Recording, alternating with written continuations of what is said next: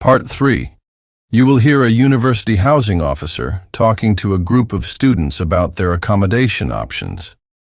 First, you have some time to look at questions 21 to 25.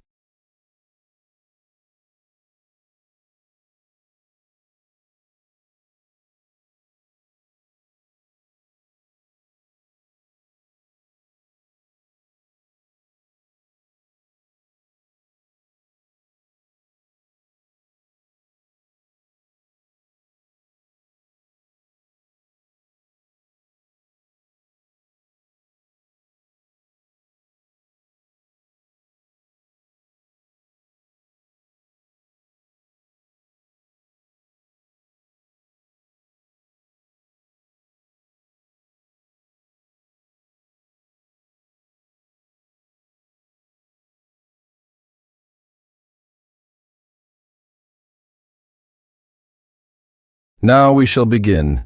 You should answer the question as you listen, because you will not hear the recording a second time. Listen carefully and answer the questions. Good afternoon, everyone. Today, we're going to discuss one of the most important topics for university life: accommodation. Whether you are considering staying in university halls, private apartments, or shared housing, it's crucial to understand your options. Many students have questions about cost, location, and facilities, and I'll address all of these today. I'll also provide some important advice about rental agreements and deadlines, so please pay close attention. Let's start by looking at common concerns students have when choosing accommodation. Now, when students begin looking for a place to live, there are always a few main concerns. Some people assume the biggest issue is that rooms don't have enough furniture, but that's usually not the case, as most accommodations come with essentials like beds, desks, and chairs. Others worry about long travel times, but actually university housing is designed to be accessible. However, what we hear most frequently is that some students feel the price is a bit higher than expected, especially when comparing options. Many students debate whether to stay in university-managed housing or private rentals. One advantage of university accommodation is that you don't need to worry about extra payments for things like water and electricity, as these are covered in the rent. On the other hand, private housing often comes with lower monthly costs, but students must pay separate bills. Some believe university accommodation has relaxed rules about noise, but in reality, there are clear guidelines to ensure a good environment for all. If you're considering private housing, you need to be careful before making commitments. Some landlords offer discounts if tenants pay rent up front, but this isn't always a safe option, as it may leave you vulnerable if issues arise. The university strongly advises against signing contracts without checking them thoroughly, as legal details can be complicated. Choosing a place close to campus is useful, but other factors like contract terms and extra costs are just as important. Sharing accommodation can be a great way to cut costs, but it does come with challenges. Some students assume the hardest part is finding roommates, but usually there are plenty of others looking to share. Others think landlords refuse to rent to groups, but this is uncommon. What tends to be a real issue is managing expenses. Often, utility bills aren't divided fairly, leading to disagreements among roommates. Finding a place to live can seem overwhelming, but there are several resources available. Some students try looking through newspaper ads, but this is less reliable than other methods. Others assume the university automatically assigns housing, but this only applies to certain cases. The best approach is to visit the student housing office, where advisors can provide recommendations and available listings.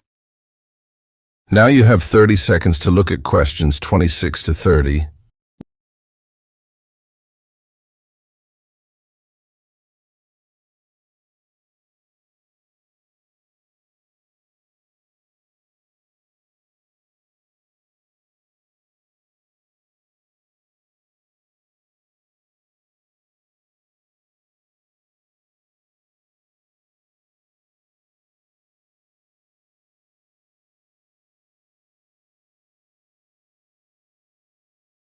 Listen carefully and answer the questions.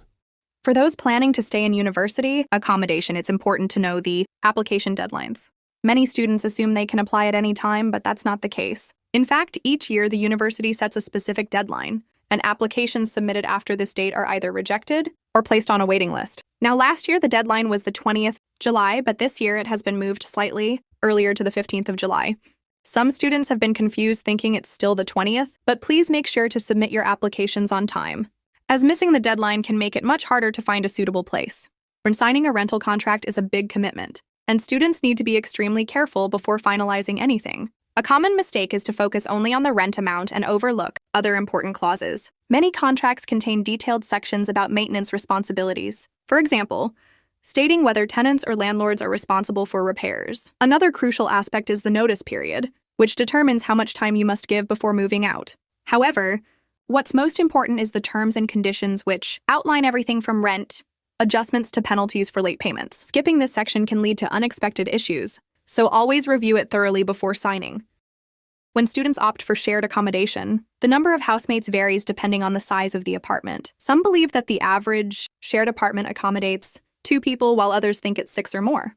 In reality, most shared apartments house 3 to 5 students. This setup is popular because it keeps rent manageable, while ensuring that communal spaces like the kitchen and bathroom aren't overcrowded. Although larger houses may have 6 or more tenants, they are less common due to higher costs and logistical issues. So if you're looking at shared accommodation, expect to live with around 3 to 5 others. One of the key financial aspects of renting a place is understanding the initial costs. Apart from the monthly rent, there are additional expenses to consider. Some landlords require tenants to pay the first 3 months' rent up front, which can be quite expensive. Others request a non-refundable processing fee, though this is uncommon. However, what you must always expect is a security deposit, which is a standard requirement for private housing.